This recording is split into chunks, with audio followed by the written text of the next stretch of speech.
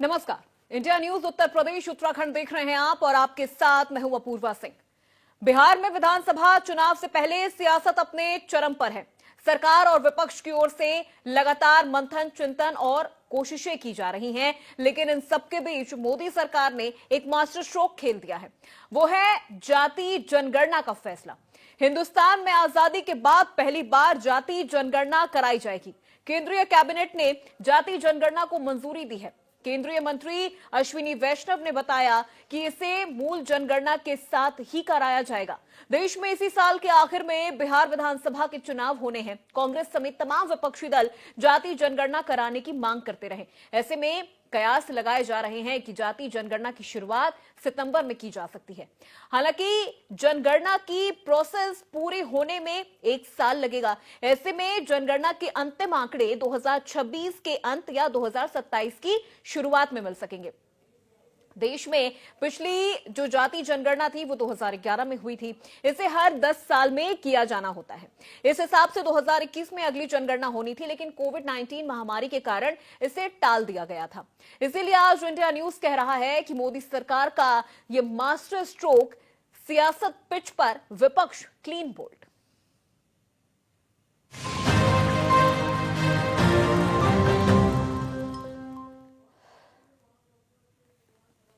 प्रधानमंत्री नरेंद्र मोदी की अध्यक्षता में सुपर कैबिनेट मीटिंग हुई है, जिसमें केंद्रीय मंत्रिमंडल के कुछ टॉप मंत्री मौजूद थे। इसमें जाति जनगणना समेत कई अहम फैसले लिए गए हैं।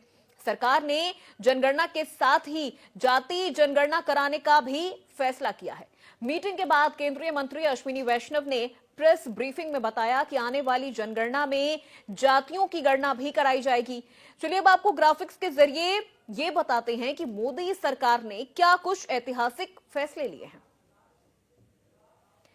तो देश में जनगणना कराई जाएगी और कई बड़े ऐतिहासिक फैसले पहले भी मोदी सरकार की ओर से लिए गए हैं। तो देखिए, जाति जनगणना की जो प्रक्रिया है उसमें साल भर का समय लग सकता है और ये माना जा रहा है कि 2026 के अंत या 2027 की शुरुआत में हमें इसके नतीजे मिल सकते हैं। अब ऐसे में सवाल तो बनता है, सवाल ये कि मोदी सरकार का मास्टर स्ट्रोक, क्या विपक्ष हुआ क्लीन बोल्ड? बिहार में चुनाव, मोदी का विपक्ष को जाति वाला घाव। विपक्ष की बात मानी, अब क्यों गढ़ी नई कहानी? जाति जनगणना पर आर पार, विपक्ष क्यों करे प्रहार? सरकार का ऐतिहासिक फैसला, विपक्ष क्यों मचाए हल्ला? तो सवाल लगातार बनता है। जाति जनगणना पर अब आर पार की ये लड़ाई है। सरकार ने ऐतिहासिक फैसला लिया है और अब ऐसे में विपक्ष भी तिलमिला गया है। मोदी सरकार की ओर से यह मास्टर स्ट्रोक खेला गया है। बिहार में चुनाव है और उससे पहले जाति जनगणना का फैसला कैबिनेट की बैठक में ले लिया गया है और जाति जनगणना को लेकर यह बड़ा फैसला ले लिया गया है। लगातार विपक्ष की ओर से भी जाति जनगणना की मांग की जा रही थी और अब आज अश्विनी वैष्णव ने जाति जनगणना को लेकर तमाम जानकारी प्रेस ब्रीफिंग के दौरान दी है।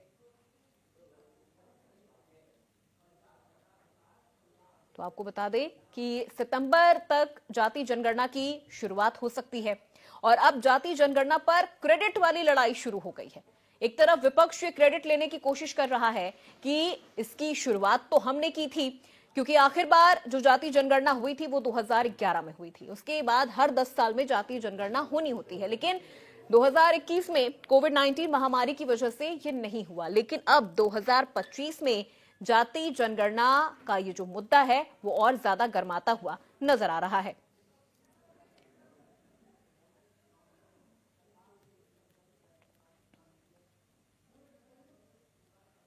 तो जाति जनगणना से जुड़े कई तीखे सवाल भी हम आज पक्ष और विपक्ष दोनों से पूछेंगे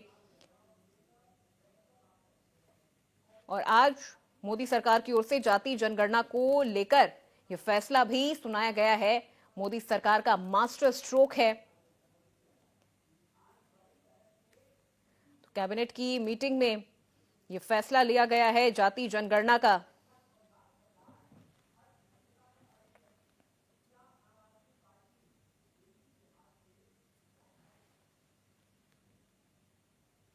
तो विपक्ष की बात अब जब सत्ता पक्ष ने मान ली है तो फिर नई नई कहानी क्यों गढ़ी जा रही है और आज देखिए जो सुपर कैबिनेट की बैठक हुई है उसमें केंद्र सरकार ने आगामी जनगणना में जातिगत जनगणना को शामिल करने का ऐतिहासिक निर्णय लिया है। इस फैसले के बाद सत्ता पक्ष और विपक्ष की ओर से तीखी प्रतिक्रियाएं भी सामने आनी शुरू हो गई है और अब इन्हीं तमाम सवालों का भी जवाब हम आज की बड़ी बहस में लेने की कोशिश करेंगे। शिव सिंह भारती जी हमारे साथ जुड़ चुके हैं भाजपा प्रवक्ता के तौर पे।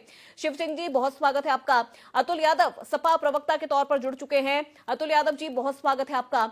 महेंद्र प्रकाश हमारे साथ जुड़ चुके हैं कांग्रेस प्रवक्ता। महेंद्र जी बहुत स्वागत है आपका। ओम सुधा दलित चिंतक हमारे साथ जुड़ चुके हैं। ओम सुधा जी बहुत स्वागत है आपका। और नवीन दुबे जी राजनीतिक विश्लेषक हमारे साथ जुड़ चुके हैं। नवीन दुबे जी बहुत स्वागत है आपका।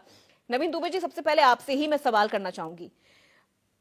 प्रतिक्रियाएं भी सामने आ रही हैं और मास्टर स्ट्रोक बताया जा रहा है जाति जनगणना को लेकर। मांग बहुत पहले से हो रही थी, विपक्ष की ओर से कहा जा रहा था जाति जनगणना होनी चाहिए, मुखर होके कांग्रेस की ओर से इसकी मांग रखी जा रही थी। राहुल गांधी ने भी कह दिया था कि हमारी सरकार जैसे आएगी हम सबसे पहला काम जाति जनगणना वाला करेंगे। अब मोदी सरकार ने मास्टर स्ट्रोक खेला है जाति जनगणना के फैसले को लेकर, वो भी तब जब बिहार में चुनाव है। बिल्कुल, आप एक चीज देखिएगा कि ये जो आज घोषणा हुई है जातिगत जनगणना की, ये कोई अचानक से लिया गया फैसला भारतीय जनता पार्टी का नहीं है। अभी आपने देखा मोहन भागवत जी की और मोदी जी की एक मुलाकात होती है, उस मुलाकात में पहलगांव पर चर्चा होती है, उसके बाद इन बिंदुओं पर भी निश्चित तौर पर बात हुई होगी और भारतीय जनता पार्टी सडनली आनंद फानंद कोई फैसला लेती नहीं है। दूसरी चीज ये आती है कि 2024 के लोकसभा चुनाव के परिणाम जिस तरीके से विपक्ष ने, खासकर कांग्रेस ने पूरे देश में जातिगत जनगणना को बिहार में तेजस्वी यादव ने बहुत बड़ा मुद्दा बनाया था और उसके कारण भारतीय जनता पार्टी की सीटें 240 पर आकर रुक गई थी। तो चिंता काफी लंबे समय से मंथन चल रहा था। भारतीय जनता पार्टी कोई फैसला लेती तो मंथन बहुत करती है, इसमें कोई दो राय नहीं है। उन्होंने उसका मंथन किया और मंथन करने के बाद हालांकि टाइमिंग पे थोड़ा सा पब्लिक सवाल उठा रही है, सोशल मीडिया में भी लोग सवाल उठा रहे हैं कि भाई टाइमिंग थोड़ी आगे पीछे हो सकती थी। आपने अच्छा किया, ठीक है, कोई दिक्कत नहीं, जातिगत जनगणना होनी चाहिए। नहीं, अपूर्वा जी एक चीज और कहूंगा, 1931 में जब जनगणना हुई थी तब 4600 के आसपास जातियां संज्ञान में आई थी उस समय। उसके बाद से जातिगत जनगणना हुई। 2011 में जब हुई है तो सार्वजनिक नहीं हुए आंकड़े, लेकिन इधर उधर के सूत्र बताते हैं कि 4 लाख 4.5 लाख के आसपास जातियां हैं। अब कोई कहता है कि नहीं साहब, जातियां तो कम से कम 15 लाख 20 लाख और 40 लाख के आसपास है। देश के अंदर खूब जातियां हैं, बहुत सारी चीजें हैं।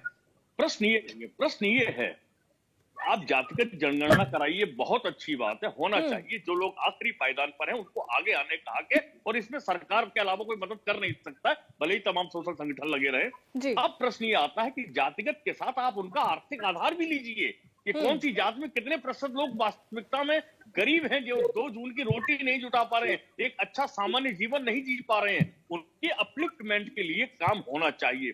कहीं ऐसा न हो कि जातीय विद्वेष पनप जाए इस देश के अंदर, वो बड़ा घातक हो सकता है। मैं समझता हूं सरकार को बहुत सोच समझ के, और आने वाले समय में भी जो गणना होगी उसके बाद चुनाव होंगे, नए परिसीमन भी होंगे उसके आधार पे, तो मुझे लगता है बहुत फूंक फूंक के कदम रख बिल्कुल फूंक फूंक के कदम रखने की जरूरत है। शिव सिंह जी आपसे समझना चाहेंगे, फूंक फूंक के कदम रखने की जरूरत है। बिहार में चुनाव है, विपक्ष कह रहा है तब से तो नहीं किया, लेकिन ये वक्त, ये समय चुना गया है और बिहार में चुनाव भी है, तो एक मास्टर स्ट्रोक बीजेपी यहां पर खेल रही है। पहले नहीं किया गया, अब किया जा रहा है। देखिए 10 सालों में चुनाव तो हर वर्ष आते हैं जी, और कहीं ना कहीं किसी विधानसभा में चुनाव होता है, किसी राज्य में चुनाव से अगर हम किसी को रिलेट करेंगे, किसी भी घोषणा को, किसी भी बिल को, तो मुझे लगता है ये ठीक नहीं है। जैसे नवीन जी ने कहा ही है कि भारतीय जनता पार्टी सारे विषयों पर विचार करके ही कोई निर्णय लेती है। उन्होंने चूंकि कुछ आशंकाएं भी जताई हैं, कुछ शंका भी उन्होंने व्यक्त की है, तो मैं सिर्फ इतना कहना चाहता हूं कि जातीय जनगणना का आधार हमेशा से जो रहा है, जिस आधार पर जातीय जनगणना होती रही है, किसकी कितनी जाति की संख्या है और उसकी कितनी हिस्सेदारी है, यह जो आधार है, इस आधार को 2011 में जनगणना करा के कांग्रेस ने छुपा लिया। क्यों नहीं की? उसके बाद उन्होंने उसके सारे जो आंकड़े हैं उन्होंने वो जाहिर नहीं किए, उजागर नहीं किए, जनता के सामने आया नहीं। तो मुझे लगता है कि उसके छिपाने के पीछे उनका क्या तर्क रहा होगा। लेकिन आज भारतीय जनता पार्टी ने अगर ये घोषणा की है और जातीय जनगणना करा रही है, तो सारे पक्ष, जितने भी पक्ष है, उनमें सारे लोगों की किस प्रकार से भागीदारी हो।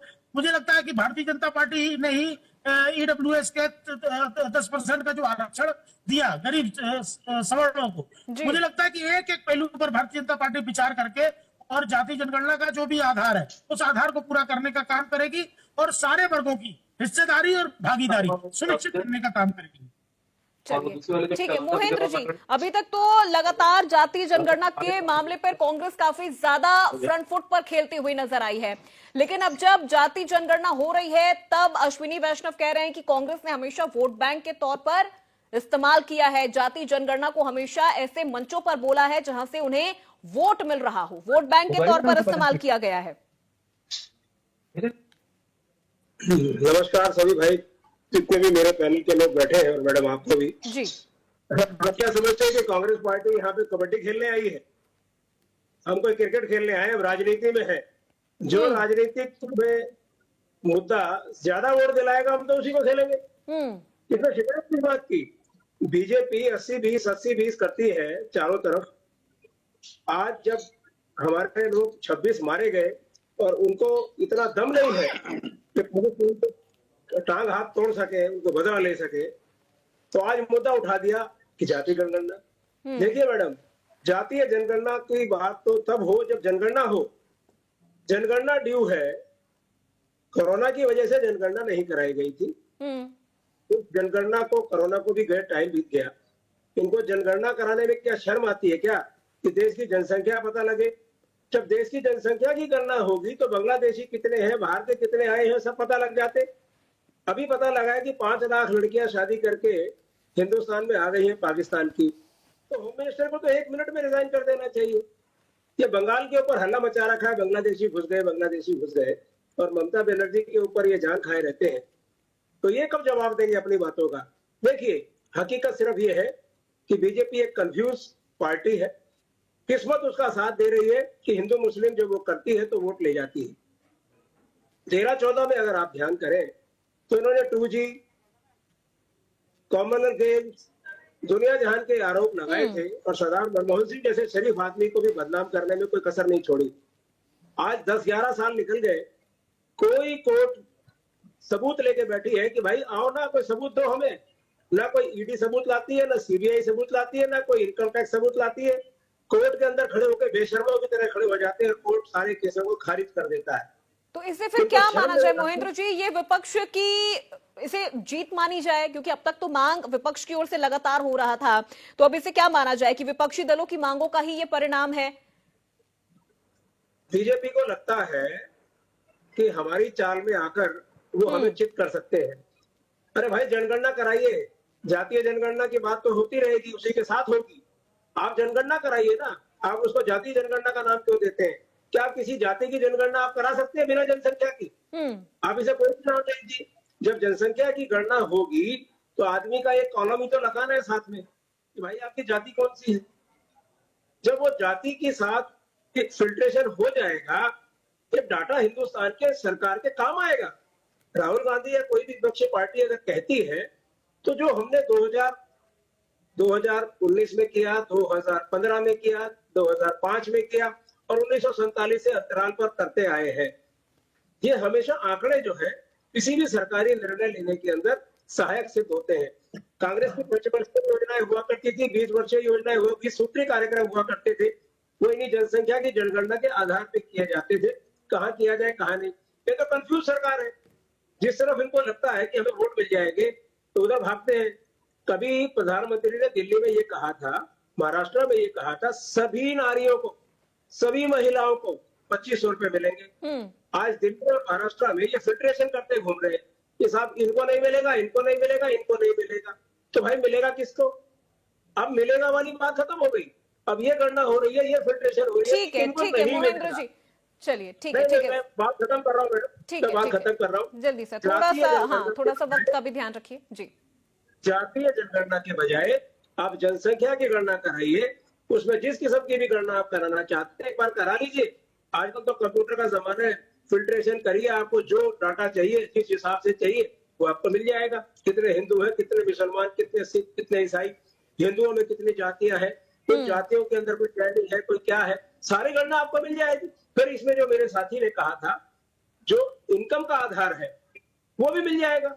चलिए ठीक है मोहिंद्र जी, मैं लौटूंगी आपके पास। अतुल यादव जी, विपक्ष की जीत मानी जाए। विपक्ष ने कब से मांग की थी जातीय जनगणना की, अब सरकार जातीय जनगणना के इस पूरे फैसले पे साथ नजर आ रही है।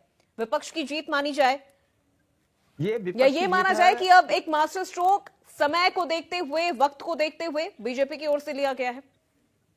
बीजेपी डरी हुई है, पीडीए के, हमारे पीडीए के नारे से डरी हुई है। उत्तर प्रदेश में जो पीडीए का सशक्त नारा है, इससे भारतीय जनता पार्टी भयभीत है।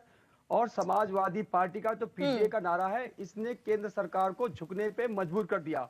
आपने देखा होगा लोकसभा चुनाव में हमारा पीडीए का नारा बहुत सशक्त रहा और हमने जाति जनगणना की बात की थी और हमारे माननीय राष्ट्रीय अध्यक्ष जी के द्वारा प्रत्येक रैली में जाति जनगणना की बात की गई और वो हमारी बात को सफलतापूर्वक जनता ने माना। और हमने कहा था कि जब हमारी सरकार उत्तर प्रदेश में बनेगी तो हम जाति जनगणना को कराकर ही रहेंगे। तो जनता, ये जो है समाजवादी पार्टी के पीडीए की जीत है, इंडिया गठबंधन की जीत है। और आप एक चीज पाएंगे, भारतीय जनता पार्टी के भी प्रवक्ता बोल रहे थे, बड़ा मीठा मीठा बोल रहे थे। आप ही के चैनल पर ये जब मैंने एक दिन आपके चैनल पर जाति जनगणना के संदर्भ में एक डिबेट की थी, तो ये कहते नहीं जाति कैसे बांट देंगे, जातियों का कैसे हो जाएगा, जाति हिंदू मुस्लिम, इनको तो हिंदुओं को बांटना चाहते हैं। आज ये किस मुंह से कह रहे हैं? इन भारतीय जनता पार्टी के द्वारा हमेशा जो है आरक्षण का विरोध किया गया और ये जाति जनगणना का खुल करके विरोध किया गया और सदन में विरोध किया गया कि जाति जनगणना कानूनन हो ही नहीं सकती। तो आज कैसे मान गए? यानी कि भारतीय जनता पार्टी जो है ये घबरा रखी है और उन्हें पता है किस प्रकार से जो जातियां गोलबंद हो चुकी हैं और पिछड़ों का इन्होंने जिस प्रकार से आरक्षण खाया।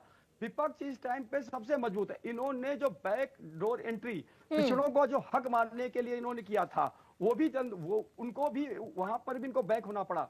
और हम चाहते हैं, हम स्वागत करते हैं कि जाति जनगणना में जो ये आए, कम से कम इन्हें जो समाजवादी पार्टी इंडिया गठबंधन के द्वारा झुका तो दिया गया कि मजबूर हो रहे हैं। किसानों के मुद्दे पर भी विपक्ष जो सशक्त हुआ, इन्हें कानून वापस लेने पड़े। एक मिनट सुन लीजिएगा। जी। तो जो भारतीय जनता पार्टी को पता चल गया है कि उत्तर प्रदेश जैसे विशाल राज्य, बिहार जैसे विशाल राज्य में जाति एक हकीकत है और जाति से भाग नहीं सकते। इन्होंने पीडीए का हक जो खाया है, अब समझ में आएगा कि पीडीए कितना बड़ा है। और अब 90% जो होगा वो दिखेगा कि हाँ जातियां कहां पे हैं और वो किस स्तर पे जी रही हैं। यानी कि अगर 10% जिनका अधिकार 90% है और वो 10% में है। चलिए ठीक है, मैं आऊंगी आपके पास वापस अतुल जी। ओम सुधा जी, सर मैं आपसे समझना चाहूंगी, जातीय जनगणना पर एक दलित चिंतक होने के नाते आपकी क्या राय है, क्या विचार है? क्या ये चीजें वाकई होनी चाहिए? इन चीजों का धरातल पर एक व्यापक असर, एक सकारात्मक असर नजर आएगा, खासतौर पर अनुसूचित जनजाति के लोगों के लिए? देखिए, जो कंसेप्ट है जाति जनगणना का पूरा, उसके पीछे का कंसेप्ट ये रहा है कि जिसकी जितनी संख्या भारी उसकी इतनी भागीदारी जी। और जाति जनगणना तो 2024 के चुनाव में जो है राजनीतिक प्रश्न बना। 2024 के पहले जो है हम जैसे लोग लगातार जो है सड़कों पर लड़ रहे थे, इस मुद्दे पर बात कर रहे थे, जाति जनगणना के मुद्दे पर बात कर रहे थे। हम जैसे लोग लगातार सेमिनार कर रहे थे, मीटिंग कर रहे थे, लोगों को अवेयर और जाति जनगणना का सवाल उठा रहे थे। असल में जाति जनगणना का सवाल जब 2024 में विपक्ष ने बनाया, खासतौर पे राहुल गांधी, अखिलेश यादव का मैं नाम लेना चाहूंगा, 2024 में। आरजेडी का हिस्ट्री थोड़ा अलग है। आरजेडी इस सवाल पर जो है पहले भी शरद यादव, रामविलास पासवान, लालू प्रसाद यादव जी, इन लोगों ने आबादी के अनुपात में भागीदारी का सवाल पहले से उठाया था, लेकिन राजनीतिक सवाल ये नहीं बना था। छिटपुट जो है सामाजिक संगठन जो है इस पर काम कर रहे थे, हम जैसे लोग जो है लगातार इस पर काम कर रहे थे। लेकिन 2024 आते आते जो पहले की जो बात होती थी कि लीडरशिप जो है किसी खास जाति के पास, जैसे जुडिशियरी में सवाल, आज भी जुडिशियरी का जैसे सवाल है कि जो है जुडिशियरी में दलित जज तो बन जाते हैं, लेकिन आज तक सुप्रीम कोर्ट में एक भी जो है ओबीसी जज नहीं बना है। हायर कोर्ट में जो वाइस चांसलर होते हैं वो जो है सेंट्रल यूनिवर्सिटी के, उसमें कोई ओबीसी नहीं होता, एससी नहीं होता। जेएनयू जैसे जो सेंट्रल यूनिवर्सिटी है, वहाँ एक भी प्रोफेसर ओबीसी का नहीं है अब तक का जो डाटा है। तो ये तमाम चीजें जो है, अब जब मंडल, ठीक से समझिएगा मैं जो समझा रहा हूं, जी जी। मंडल कमीशन के बाद जो एक पीढ़ी पढ़ लिखकर, ओबीसी की एक पीढ़ी खासतौर पे, और दलितों की जो पीढ़ी जो डॉक्टर अंबेडकर की फॉलोअर है, ये पढ़ लिख कर आया और सोशल मीडिया का इमरजेंस हुआ। ये जो तमाम क्वेश्चंस जो एससी एसटी ओबीसी के भागीदारी के रहे, कि इनकी आबादी जो है लगभग 85 से 90% है, लेकिन सत्ता में नहीं है, संसाधन में नहीं है। तो ये बड़ा सवाल धीरे धीरे बनता गया और 2024 तक ऐसी स्थिति बन गई, यह राजनीतिक सवाल बन गया। और एक बात सब लोग जानते हैं, इस देश में कमंडल की राजनीति काटमंडल में, तो भारतीय जनता पार्टी की राजनीति पूरी तरह से हिंदू वर्सेस मुस्लिम में है। तो विपक्ष जो है, महागठबंधन जो है, वो लेकर आया गया जाति जनगणना के मांग, और जाति जनगणना की मांग इतनी बुरी तरीके से फैल गई कि अयोध्या जैसी जगह भी जो है भाजपा को गंवाना पड़ा है। और मुझे लगता है कि जो हर जगह से जो इनपुट सरकार के पास तो पूरा सिस्टम है, तो हर जगह जो इनपुट है वो भारतीय जनता पार्टी और आरएसएस को जरूर है, उनको पता है। ठीक है सर, बहुत ठीक है। जाति जनगणना को टाला नहीं जा सकता है। अब हाँ बिल्कुल, अब इसे देखिए टाला नहीं जा सकता है, और अब तो इसको लेकर आज कैबिनेट की बैठक में भी जो फैसला है वो आ गया है। नवीन जी, अगर देखिए बिहार में चुनाव है, बिहार के संदर्भ में अगर हम जातीय जनगणना को क्लैरिफाई करने की, डिस्क्राइब करने की कोशिश करें, तो देखिए बिहार में जातीय राजनीति का जो सफर है वो बहुत लंबा है, बहुत लंबी परंपरा रही है। इस जातीय जनगणना से मजबूती मिलेगी क्या बिहार में बीजेपी को? अपूर्वा जी, अब इस टॉपिक को मैंने पहले हिस्से में तो राजनीतिक परिदृश्य में बात करी थी, अब हमें दो हिस्सों में बात करनी पड़ेगी। इसको थोड़ा जूम करते हैं। जूम ऐसे करते हैं कि एक तो राजनीतिक परिदृश्य हो गया जो राजनीतिक पार्टियों का है, दूसरा आता है कि राष्ट्रीय परिप्रेक्ष्य में ये कितना सफल होने वाला प्रयोग होगा। अब मैं आपको एक चीज बताता हूं कि देखिए ऐसा है, राष्ट्रीय परिप्रेक्ष्य में आप देखें 75 वर्ष की आजादी के बाद आज हमारा देश कहां खड़ा है अपने प्रतियोगी और कंपटीटर देशों की तुलना में, पहली चीज। दूसरी चीज आती है, आप सोशल एम्पावरमेंट करिए। नितांत आवश्यक है कि जब तक अंतिम पंक्ति में खड़ा हुआ आदमी अगर सशक्त नहीं हो रहा है, तो ये आजादी के ऊपर एक बदनुमा दाग है, चाहे वो किसी जाति धर्म संप्रदाय का। उसको आगे लाना ऊपर खड़े हुए लोगों की जिम्मेदारी। ऊपर कौन लोग खड़े हैं? जो सत्ता में बैठे हैं, नीति निर्माता हैं, उनकी जिम्मेदारी बनती है, सामाजिक संगठनों की जिम्मेदारी बनती है। ओम सुधा जी ने बहुत अच्छी बात कही, मैं बिल्कुल उनके बात से काफी हद तक कहीं पॉइंट कई बिंदुओं पर सहमत हूं। उन्होंने कहा भाई बीसी आपने नहीं बनाए, जजेस नहीं बना। आप इसरो का नाम लेना क्यों भूल जाते हैं भाई? तकनीकी संस्थानों में आगे लाइए अपने समाज के लोगों को। मैं आपसे निवेदन करता हूं ओम सुधा जी, उनको आगे बढ़ाइए। अब प्रश्न किस बात का है मैं आपको बता रहा हूं, मैं बहुत बेबाकी से बोलता हूं। आरक्षण का जो एक हक है, कौन लोग मार रहे हैं? दलितों का आरक्षण तो जो वो दलित मार रहे हैं जो क्रीमी लेयर लेकर बैठे हुए हैं, उनकी तीसरी पीढ़ी भी आगे आरक्षण का लाभ ले रही हो। बढ़िया एयर कंडीशन मकानों में रहने, वो तो अपने साथ वाले दलित को अपना साथी मानने को तैयार नहीं है। स्थिति है समाज की जमीनी धरातल पर।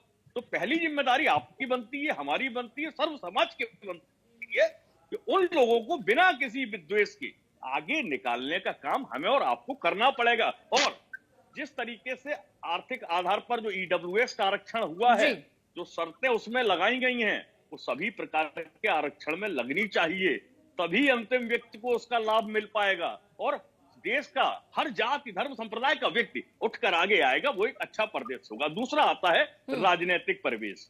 राजनीतिक परिवेश में अपूर्वा जी देखिए ऐसा है, दो राज्य ऐसे हैं प्रमुख, उत्तर प्रदेश और बिहार, जहां राजनीति पूरी तरीके से जातिगत आधार पर होती है और जातीय आधार पर वोट पड़ते हैं। भारत की राजनीति में हमने एक चीज देखी, भारतीय जनता पार्टी का कोर एजेंडा अगर है, वो तो अपने 1990 के उसने मैनिफेस्टो में कहा था कि भारत में आरक्षण का आधार आर्थिक होना चाहिए, जातिगत होना ही नहीं चाहिए। तो भारतीय जनता पार्टी का अपना मैनिफेस्टो है 1990 के चुनाव का। तो भाजपा आज अगर जातिगत जनगणना की बात कर रही है, तो एक चीज मान लीजिएगा कि उसका मेन एजेंडा जो है वो कोर हिंदुत्व का है। भले ही वो राजनीतिक रूप से 2024 के चुनाव के परिणाम जिस तरीके से विपक्ष ने आक्रामक तरीके से जनता के बीच में जाकर ये संदेश दिया कि भाई मुखर होकर राहुल गांधी ने, अखिलेश यादव ने, तेजस्वी यादव ने, सभी ने उठाया, उससे भारतीय जनता पार्टी को नुकसान उठाना पड़ा। उनका कोर हिंदुत्व वाला एजेंडा नहीं चला, सीबी वहां कामयाब नहीं हुआ। अल्टीमेटली भारतीय जनता पार्टी ने मंथन किया और अब उनको लगा कि अगर हमें सत्ता में रहना है तो राज्यों को भी बचा के रखना पड़ेगा, और एक भी राज्य अगर हाथ से खिसक गया तो एक मैसेज गलत चला जाएगा 2029 के लिए। और 2027 में यूपी सबसे बड़ा राज्य, वहां भी चुनाव होने हैं। बिल्कुल, क्योंकि सर वही चीज है ना कि बिहार के अगर एंगल से देखें तो बिहार में तो जो राजनीति, जो जातीय राजनीति है वो बहुत लंबी परंपरा है, और ऐसे देखा जाए तो नीतीश कुमार ने भी वहां पर सबसे पहले जातीय जनगणना की मांग की थी। चलिए ठीक है सर, मैं लौटूंगी आपके पास। शिव जी सर, मैं आपसे समझना चाहूंगी, अगर बात हम यूपी की राजनीति की कर ले तो देखिए यहाँ पर जातियों के आधार पर जो राजनीतिक ध्रुवीकरण है वो बहुत गहरा है। आपको नहीं लगता जनगणना से सामाजिक ध्रुवीकरण भी काफी ज्यादा हो जाएगा उत्तर प्रदेश में? जिस तरह से राजनीतिक दलों ने जातियों में बांट के पूरी राजनीति, सत्ता में तो आ गए, सत्ता में आए, सत्ता में आने के बाद जैसे ही उनको सत्ता प्राप्त होती है तो प्रमुख जो उनकी जाति है, जो उनकी जाति है, उसके विकास में लग जाते हैं। वो हमने देखा है, समाजवादी पार्टी में भी देखा और बहुजन समाज पार्टी की भी जब सरकार थी तब भी हम लोगों ने देखा कि किस प्रकार वो सिर्फ एक जाति का भला करने में लग जाते हैं, दोबारा उनको दूसरी जातियां दिखती नहीं। इसी कारण जो नवीन जी जिस तरह से कह रहे हैं कि सिर्फ एक जाति का, और वो भी क्रीमी लेयर आज क्रीमी लेयर होती चली जा रही है। इसी में शिव जी एक सवाल और मैं इसी में ऐड करना चाहूंगी, आप उसी का जवाब दीजिएगा। मुस्लिम, ओबीसी और दलित वर्गों की हिस्सेदारी का सवाल फिर से बढ़ जाएगा। निश्चित रूप से मुझे जो लग रहा है कि जो क्रीमी लेयर है उसके बाद की जो जातियां जो अभी तक मुख्य धारा में नहीं आई, अभी तक वो संघर्ष कर रहे हैं, अभी तक उनकी स्थिति, और मुझे लगता है कि जो दलित वर्ग जो आज मतलब ऊपर उठ गए हैं और वो एक मुख्य धारा में आने के बाद भी वो अपने नीचे के भाइयों को जो है वो शामिल कर, मुझे लगा जो सोसाइटी है वो जिस तरह की दिखनी चाहिए नहीं।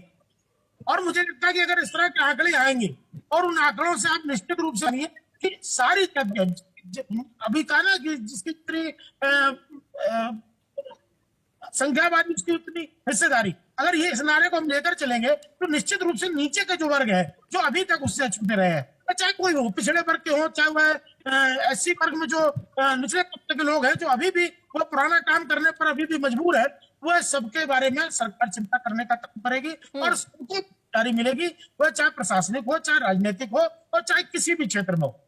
चलिए ठीक है, मोहिंद्र जी आप कुछ कहना चाह रहे थे सामाजिक दृष्टिकोण, इसी में सर एक सवाल भी आप मेरा ऐड कर लीजिएगा, एक सवाल भी आप मेरा ऐड कर लीजिएगा। देखिए अगर उत्तर प्रदेश के संदर्भ में हम बात करें तो योगी आदित्यनाथ ने पहले जातिगत जो जनगणना है उसको लेकर काफी मुखरता से उन्होंने अपनी बात रखी थी, हालांकि वो पहले इसके खिलाफ थे, लेकिन अब जब जातीय जनगणना को लेकर केंद्र की ओर से अब चीजें खुल के सामने आई हैं, केंद्र की ओर से अब आदेश दे दिया गया है, तो क्या लग रहा है उत्तर प्रदेश में कांग्रेस की जमीन कितनी मजबूत हो जाएगी? मैडम आपने बहुत बढ़िया सवाल किया, मेरे साथी ने बहुत अच्छा जिसे कहते हैं ना विश्लेषण प्रस्तुत किया। भारतीय जनता पार्टी के साथ सबसे बड़ी दिक्कत क्या है, जब उन्होंने ये देखा कि यूपी में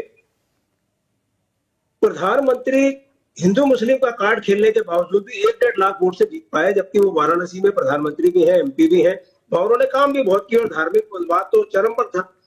राहुल गांधी पहली बार रायबरेली से खड़े होते हैं तो 5.5 लाख वोट से जीतते हैं, जिन्होंने जाति और संविधान का मामला उठाया।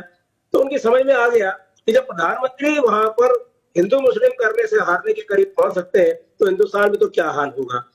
इसीलिए ये जो इकोनॉमिक फ्रंट है इसको वो सामने लाए, लेडीज को, महिलाओं को इतने पैसे मिलेंगे, इसको इतना मिलेगा, इसको मिलेगा, वो इनको सक्सेसफुल हो गया महाराष्ट्र में।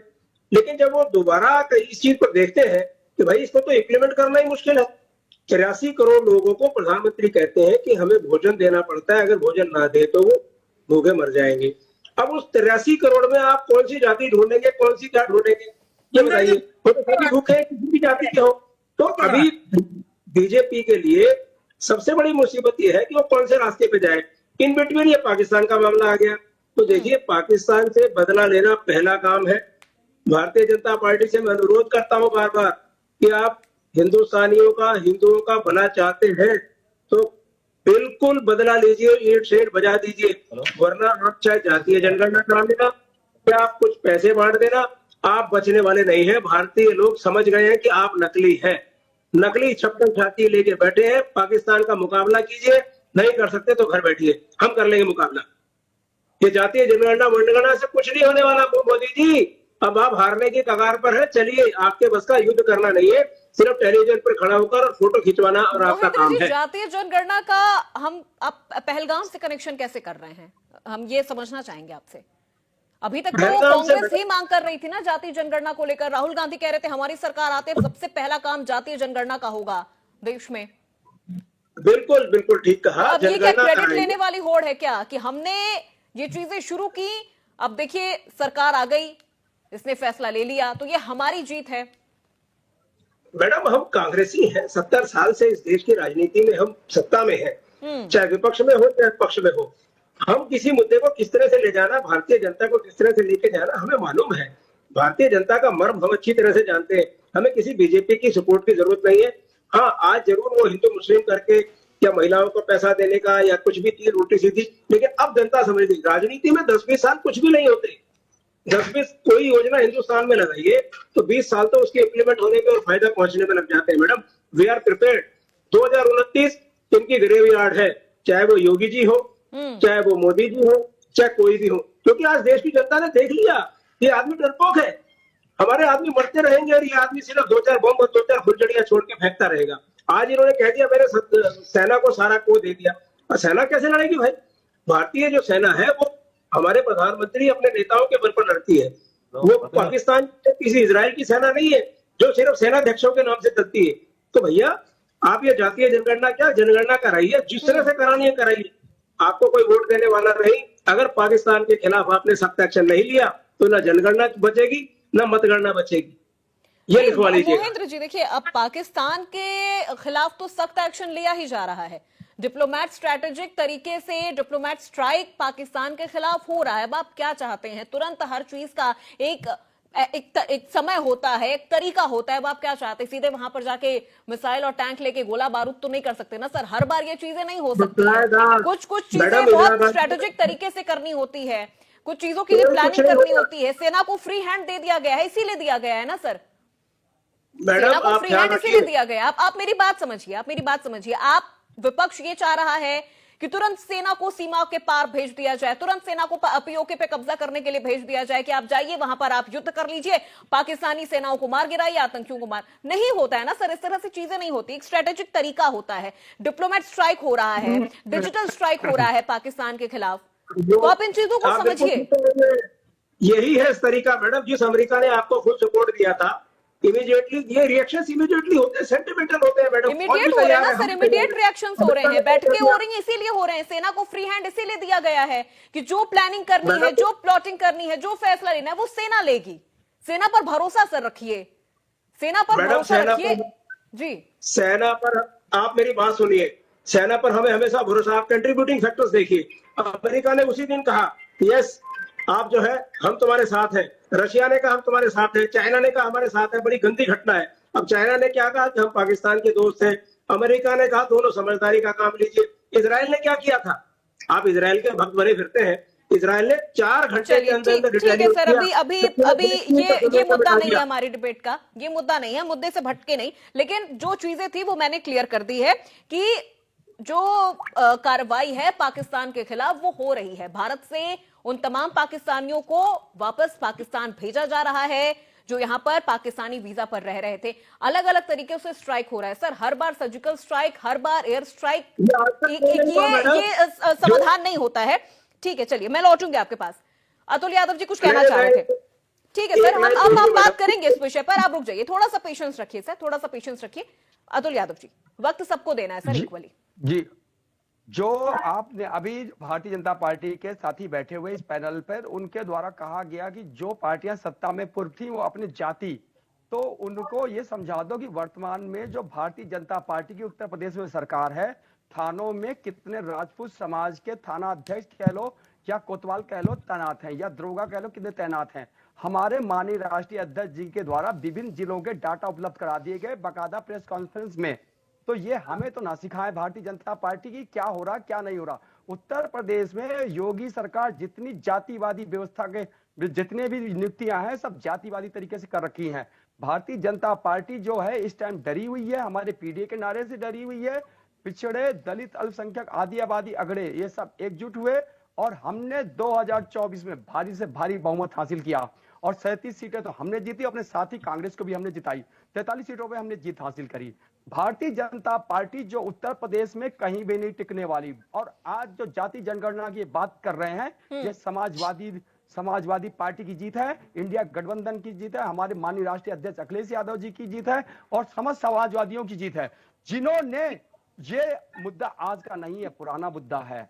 चाहे उसमें लालू प्रसाद यादव हो, श्रद्धेय नेताजी हो, शरद यादव जी हैं, सबने समय समय पर मंडल कमीशन का किसने विरोध किया था, किसने मंडल की लड़ाई कहां आई थी। यानी कि जो पिछड़ों को ये देखना नहीं चाहते थे, भारतीय जनता पार्टी जो देखना नहीं चाहती थी, नौकरियों में देखना नहीं चाहती थी, और एक व्यक्ति ने तो आग भी लगा ली थी। तो भारतीय जनता पार्टी वो चीज है, वो सिर्फ राजनीति करना चाहती। जब उसका 80-20 का फार्मूला नहीं चला तब वो जाति जनगणना पाई। लोकसभा सदन में किसने कहा था कि ये जाति जनगणना तो हो ही नहीं सकती, कानूनन नहीं हो सकती, किसने कहा था? उठा के देख लीजिएगा जो ये मतलब नित्यानंद नाम इस टाइम पे। तो आप अगर सोचेंगे समझेंगे, भारतीय जनता पार्टी जो है उत्तर प्रदेश जो बड़ा राज्य है, जहां पर हमारे माननीय राष्ट्रीय अध्यक्ष अखिलेश यादव जी सशक्त प्रत्येक जिले में जा रहे हैं। आज वो बलिया में थे तो वो लगातार विभिन्न जिलों में जा रहे हैं, पीडीए के नारे को दे रहे हैं, और हमने सदन से लेकर के सड़क से लेकर सदन तक पीडीए के नारे को उठा रखा है। और भारतीय जनता पार्टी को मजबूर होना पड़ा, समाजवादियों की बात को मानना पड़ा, विपक्ष की बात को मानना पड़ा। सत्ता पक्ष आज डरा हुआ है, केंद्र सरकार डरी हुई है, उत्तर प्रदेश की सरकार डरी हुई है, तो समाजवादी पार्टी के नारे से डरी हुई है, पीडीए के नारे से डरी हुई है, इंडिया गठबंधन के जो एकजुटता से डरी हुई है। आज भारतीय जनता पार्टी केंद्र सरकार को झुकना पड़ा, तो ये समाजवादियों की जीत है, इंडिया गठबंधन की जीत है, और ये माननीय अखिलेश यादव और जो इंडिया गठबंधन के विपक्ष के नेता माननीय राहुल गांधी उनकी भी जीत है। और हम सबने मिलकर के इस बात को उठाया था, और हमारे माननीय राष्ट्रीय अध्यक्ष अखिलेश यादव ने सबसे पहले जातिगत जनगणना की बात को उठाया था। अब चाहे इंडिया गठबंधन का ही वो, हम सबने उत्तर प्रदेश से बात उठी थी, और उत्तर प्रदेश की बात जो अभी हमारे राजनीतिक विश्लेषक द्वारा कहा गया कि जाति को नकारा नहीं जा सकता, और जाति को उत्तर प्रदेश और बिहार में तो बिल्कुल भी नकारा नहीं जा सकता। भारतीय जनता पार्टी का जो 80-20 का फार्मूला था, ये लोकसभा चुनाव में बिल्कुल विफल रहा। जनता जानती है कि अगर ये भारतीय जनता पार्टी सत्ता में रही तो ये आरक्षण खा जाएगी। किस प्रकार से इन्होंने 69,000 शिक्षकों की भर्ती में पूरा का पूरा पिछड़ों का आरक्षण खा दिया, और वो जो अभ्यर्थी थे उन्हें माननीय हाईकोर्ट जाना पड़ा, और आज भी उसका समाधान नहीं हो पाया। चलिए ठीक है अतुल जी, ठीक है। ओम सुधा जी, आप कुछ कहना चाह रहे थे सर, उसी में एक सवाल भी आप मेरा ऐड कर लीजिएगा। जातीय जनगणना से क्या वंचित वर्गों को एक उचित प्रतिनिधित्व मिल सकेगा? आप ही के जवाब से सवाल से जवाब देता हूँ। बिल्कुल मिले, और इस देश में जाति एक बीमारी है, जितनी जल्दी यह देश स्वीकार कर ले उतना बेहतर है। और कितनी बड़ी बीमारी है, इसको डायग्नोज करने के लिए जाति जनगणना की जरूरत थी। मैं SC ST OBC कम्युनिटी के लिए काम करता हूं, और पूरे देश से SC ST OBC कम्युनिटी की तरफ से प्रधानमंत्री नरेंद्र मोदी जी को धन्यवाद देता हूं, नेता प्रतिपक्ष राहुल गांधी, अखिलेश यादव जी और तमाम लोगों को धन्यवाद भी देता हूं। यह एक बहुत बड़ा और ऐतिहासिक फैसला है। इस देश के जो 85% आबादी है उनके जिंदगी में बड़ा बदलाव आएगा। अब इसके साथ साथ अभी नवीन दुबे जी जो बात कर रहे थे, और बीजेपी के प्रवक्ता हमारे साथी जो बात कर रहे थे, उसका जवाब बड़ा जरूरी। अभी कह रहे थे कि अमीर जो है, जो संपन्न दलित है, वो गरीब दलित का जो है हक खा रहा है। भाई, हमारा तो यह मानना है कि अमीर ब्राह्मण गरीब ब्राह्मण का हक खा रहा है। दूसरी बात, आपने कहा कि हक खा रहा है जो संपन्न दलित है, जो आरक्षण का लाभ ले लिया। कितना आरक्षण का लाभ लेकर जो है दलित अमीर हो? कितने दुसाध, चमार, जाटव, वाल्मीकि जो है 4 शहर में बिल्डिंग ठोक लिए, 100 करोड़ का प्रॉपर्टी बना लिए, आरक्षण की वजह से मास्टर बन गया, क्लर्क बन गया, सिपाही बन गया। इतना भी आपको बर्दाश्त नहीं हो रहा है? कमाल बात करते हैं, दलित का हक दलित खा रहा है। सुप्रीम कोर्ट में जो ओबीसी है, ओबीसी एक भी जज नहीं है सुप्रीम कोर्ट में, तो कोई दलित खा लिया, कोई ओबीसी दूसरा खा लिया, कोई वाइस चांसलर पूरे देश में ठीक जो है, है। ठीक है। ओम सुधा जी जवाब भी दे रहे हैं, नवीन जी जवाब भी देना चाहेंगे? ठीक है, ठीक है, आप अपनी बात कंप्लीट कर लीजिए। हाँ, यूनिवर्सिटी में एक भी कुलपति जो है दलित नहीं है, आदिवासी नहीं है। कौन खा लिया? कोई दलित खा लिया? ठीक है, जवाब ले लेते हैं। नवीन जी, आपके सवाल पे आपके जवाब पे कई सवाल खड़े हो गए हैं। ओम सुधा जी, ओम सुधा जी, ठीक है, ओम सुधा जी, सर रुक जाइए, ओम सुधा जी रुक जाइए, जवाब दे रहे हैं नवीन जी। जवाब ले लीजिए। ओम सुधा जी जवाब ले लीजिए मेरा। ओम सुधा जी, आपको ओम सुधा जी आपको सुनाई दे रहा है तो सर प्लीज जवाब दे रहे हैं नवीन जी, आपके तमाम सवालों का जवाब दे रहे हैं। ओम सुधा जी, बड़ा साधारण सा प्रश्न है, ईडब्ल्यूएस आरक्षण में जो शर्तें लागू हैं सवर्णों के लिए, आखिर क्यों नहीं होनी चाहिए दलित और ओबीसी के आरक्षण में? बात नंबर 1। बात नंबर 2 सुनिए, देश के प्रति हम समर्पित। आप क्यों नहीं कहते कि हमें इसरो में जाना है? आप क्यों नहीं कहते हैं कि हमको आगे निजी सेक्टर के अंदर जाना है, क्वालिटी को ऊपर जाना है? दूसरी चीज, एक लाइन में बात, एक सुन लीजिए, मैं बीच में नहीं बोलता हूँ भाई, तो सुन लीजिए। दूसरी चीज, एक एक करके सर, एक एक करके। अतुल जी रुक जाइए, पहले नवीन जी को उनकी बात कंप्लीट करने दीजिए, उनको जवाब देने दीजिए। मेरी बात पूरी हो जाती है। प्रोफेसर बनते हैं, हिरोशिमा पर बम गिरा, सुन लीजिए अब मेरी बात भाई साहब, राष्ट्र की बात करिए।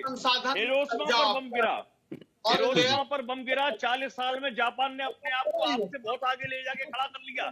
75 साल के बाद आज हम वहीं खड़े हैं जहां से शुरू हुए थे, नीचे गए हैं, ऊपर हमारा ग्राफ नहीं बढ़ा है, ये स्वीकार कीजिए। और मैं बता रहा हूँ, जहां गुणवत्ता से जो भी देश क्वालिटी से कंप्रोमाइज करेगा, वो देश अगले 150 साल के बाद भी वहीं खड़ा दिखाई देगा जहां आज खड़ा है। क्वालिटी से कंप्रोमाइज तो नहीं होना चाहिए। बिल्कुल गलत है। क्लास फोर्थ में जो जिलाधिकारी कितने हैं? समाज के जिलाधिकारी कितने हैं बताइए जरा। मीणा समाज कितना आता है? दलितों में आता है ना। ठीक है सर, एक एक करके, एक एक करके।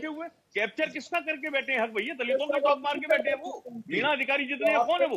दलितों की छवि बनी है ना, उस छवि को तोड़ दीजिए। अब नंग धड़ंग दलित नहीं मिलने वाला है। बाबा साहब डॉक्टर अंबेडकर के संविधान से। अरे आप जैसे घूम रहे हैं ना, महीने में 5 बार फ्लाइट से चलते हैं, लेकिन उन दलितों का सोचिए जो आपके पड़ोस में हैं, आपके गांव समाज के हैं। उनके लिए आप क्या कर रहे हैं? कुछ नहीं कर रहे हैं, केवल आप वोट की राजनीति करते हैं। अपना सेल्फ हित के लिए आप काम करते हैं, आप अपने समाज के हित के लिए सोचना भी नहीं चाहते हैं। हिम्मत पैदा करिए देखने का। अब वो देश नहीं है साहब कि आप कुछ भी बोल देंगे चल जाएगा। क्रीम आप खा रहे हैं, क्रीम सवर्ण समाज खा रहा है, लेयर दलित पिछड़ा पे लगाना है। जहां योग्यता के ऊपर खा रहा ना, उसका तो आरक्षण भी नहीं है, अभी हुआ है। वो तो अपनी क्वालिफिकेशन और क्वालिटी के ऊपर ले रहा है। विदेशों में भी तमाम ब्राह्मण समाज के लोग बैठे हुए, अमेरिका में बैठे हुए भाई, वहाँ आरक्षण है क्या? के तमाम या वहाँ पक्षपात है, वहाँ जहाँ है? कैसी बात करते हैं भाई? ठीक है, ठीक है। सुंदर पिचाई कौन है? सत्या नडेला कौन है? इंदिरा नूई कौन है? जहाँ क्रीम है वहाँ लेयर लगे। चलिए ठीक है, अतुल जी आप अपनी बात कंप्लीट करिए, उसके बाद फिर मैं सीधे शिव जी का रुख करूंगी। ठीक है हाँ, अतुल जी क्या कहना चाह रहे हैं? ढांचा जो उत्तर प्रदेश हो चाहे पूरा देश हो, जाति एक व्यवस्था है, हर जगह बात उठती रहती है। भारतीय जनता पार्टी को अब समझ में आ गया, केंद्र की सरकार को अब समझ में आ गया, जो विपक्ष की मांग है, इसकी जो विपक्ष की मांग जाति जनगणना की थी, उसके आगे जो है केंद्र सरकार को झुकना पड़ा। यानी कि केंद्र सरकार जो है विपक्ष के आगे झुकी है। ये विपक्ष की जीत है, समाजवादी पार्टी माननीय अखिलेश यादव की सबसे बड़ी जीत है, क्योंकि उत्तर प्रदेश को सबसे बड़े तौर पर माननीय अखिलेश यादव, हमारे माननीय राष्ट्रीय अध्यक्ष अखिलेश यादव जी लीड कर रहे हैं। और लोकसभा चुनाव में जो समाजवादी पार्टी की रैलियों में भीड़ उमड़ रही थी, पीडीए के लोग उमड़ रहे थे और माननीय राष्ट्रीय अध्यक्ष अखिलेश यादव जी को सुन रहे थे। भारतीय जनता पार्टी को पता चल गया है कि भारतीय जनता पार्टी जो है पिछड़ों का आरक्षण खा रही थी, दलितों का हक खा रही थी। और आप देखेंगे उत्तर प्रदेश में सबसे ज्यादा अगर अत्याचार हो रहा है तो पिछड़ों और दलितों पर हो रहा है। इसको समाजवादियों के द्वारा उठाया जा रहा है, लगातार लोकसभा में उठाया जा रहा है, विधानसभा में उठाया जा रहा है, प्रेस कॉन्फ्रेंसों के द्वारा उठाया जा रहा है, सड़क से लेकर सदन तक हम उठा रहे हैं। अब जो भारतीय जनता पार्टी है उससे आभास हुआ, भारतीय जनता पार्टी जो है ये मास्टर, अभी आपके द्वारा कहा गया क्या भारतीय जनता पार्टी का मास्टर स्ट्रोक है? ये भारतीय जनता पार्टी का कोई भी मास्टर स्ट्रोक नहीं है। जातियां जान चुकी हैं कि भारतीय जनता पार्टी जो है कि जो इसके बुरे जाल में जो जनता नहीं फंसने वाली।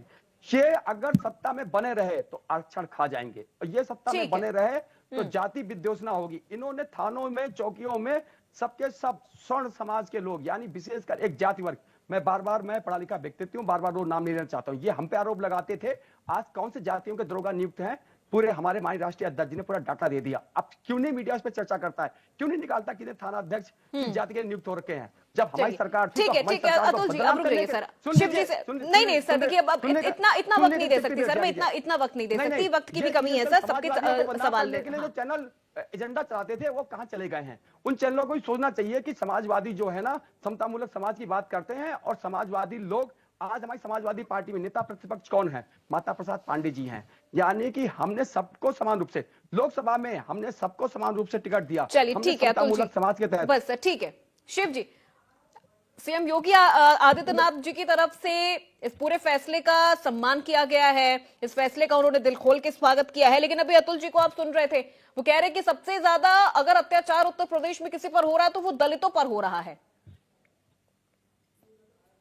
देखिए अतुल जी और इनके नेता और दखलेश्वर जी जो आज हो गए हैं, बाबा साहब भीमराव अम्बेडकर जी का चित्र काट के और अपना चित्र उन्होंने चिपका दिया है, और पीडीए का नारा देख पर पीडीए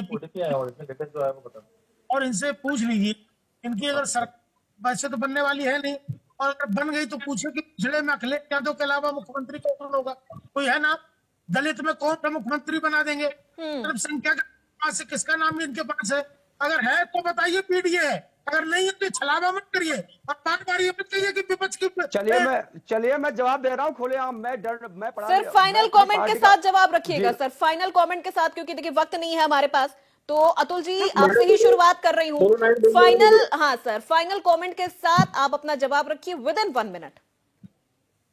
देखिए सरकार से कहने का प्रयास कर रहे हैं कि सरकार जो पीडीए इतना बड़ा जवाब दे रहे हैं अतुल जी, जवाब दे रहे हैं।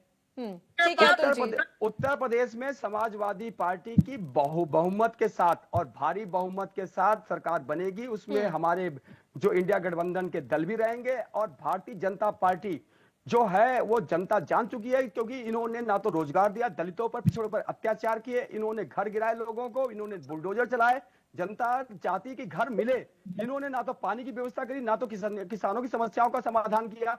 तो जनता इन्हें क्यों वोट देगी? जनता जो है समाजवादी पार्टी इंडिया गठबंधन को वोट देगी, और माननीय अखिलेश यादव जी मुख्यमंत्री बनेंगे, और उत्तर प्रदेश का विकास होगा, और वो विकास जो है देश दुनिया में भी दिखाई देगा, जैसे पहले दिखाई दिया। ठीक है शिव जी, शिव सिंह भारती जी, सर फाइनल कमेंट के साथ जवाब रखिएगा।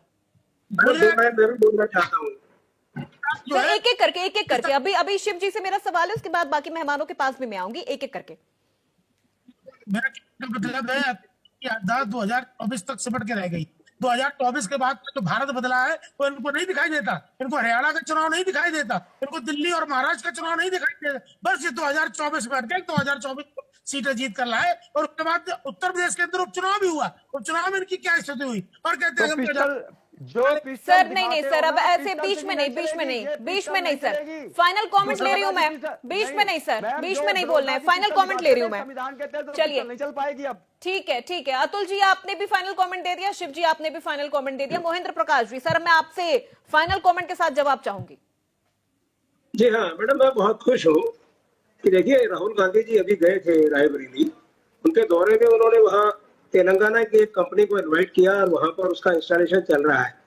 जातीय जनगणना कराइए, जो भी गणना कराइए, लेकिन साथ साथ अपॉर्चुनिटी भी तो चाहिए ना, जिसकी भागीदारी तो होगी, लेकिन भागीदारी किसमें होगी? अगर वैकेंसी 10 निकलेगी, आज प्रधानमंत्री को 70,000 35,000 वैकेंसियों को खुद देना पड़ता है। आप हमारे यहाँ तो लाखों वैकेंसियां हुआ करती थी बैंकिंग सेक्टर में, यूपीएससी कराया करती थी, सरकारी नौकरी हजारों लाखों में निकला करती थी, प्रधानमंत्री के पास वक्त नहीं होता था कि उनको रिलीज करे। तो मेरी प्रार्थना योगी जी से यही होगी, आपके माध्यम से मैं कहना चाहता हूँ, जनगणना जाति जनगणना जैसे भी कराना चाहे राजनीति परिवेश में करवाइए, लेकिन भारतीय युवक है, भारतीय लोग हैं सारे किसी भी जाति के हो, स्वर्ण हो या नीचे के हो, हम सभी एक चीज चाहते हैं कि उनको अवसर मिले, पढ़ाई का अवसर मिले, नौकरी का अवसर मिले। अवसर की आप बात कर रहे हैं, ठीक है सर, तो हमें जातीय जनगणना या किसी चीज से कोई एतराज नहीं है, लेकिन अवसर भी तो दीजिए उनको, अपॉर्चुनिटी भी तो बनाइए। वो कैसे बने? नवीन जी, उसका कोई पैमाना इसके पास चलिए नहीं ठीक है। है सर, ठीक है, ठीक है एक महेंद्र लाइन जी। में बात करना नवीन जी, चाहूंगा। मैं आपसे सर फाइनल कमेंट के साथ एक सवाल भी मैं यहाँ पर आपसे लूंगी। जी जातीय जनगणना से खासतौर पर जो क्षेत्रीय राजनीतिक दल हैं, जिनकी पूरी राजनीति ही सर इस वक्त जाति पर टिकी हुई है, उनको कितना धार मिल जाएगा इससे? नहीं, बात हम देखिए, आरजेडी की जिन कर ले, राजनीतिक दलों जेडीयू की कर ले जी।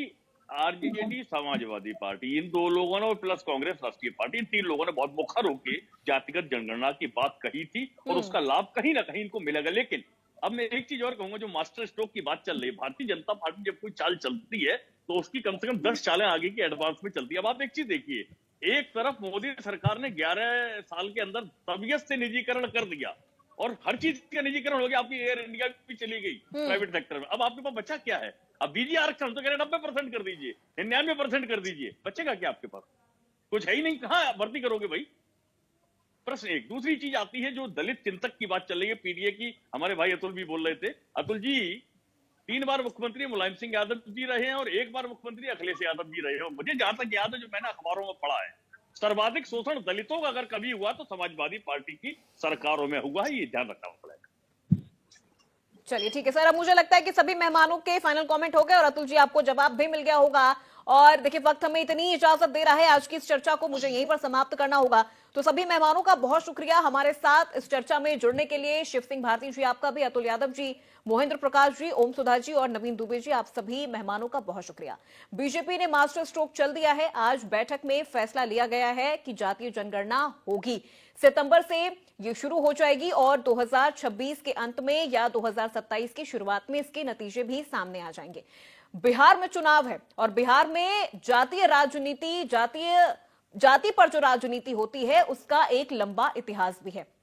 इस जातिगत जनगणना का बिहार की राजनीति में क्या असर पड़ेगा, बीजेपी को वहां पर कितनी बड़ी जीत मिलने वाली है, ये तो आने वाला वक्त ही बताएगा। लेकिन जातीय राजनीति को, जातिगत जो जनगणना है उस पर जो राजनीति है वो अब शुरू हो गई है और ये तब तक नहीं थमेगी जब तक इसके नतीजे नहीं आ जाते। तो आज बड़ी बहस में मेरे साथ बस इतना ही। प्रदेश की तमाम खबरों के लिए देखते रहिए इंडिया न्यूज उत्तर प्रदेश उत्तराखंड।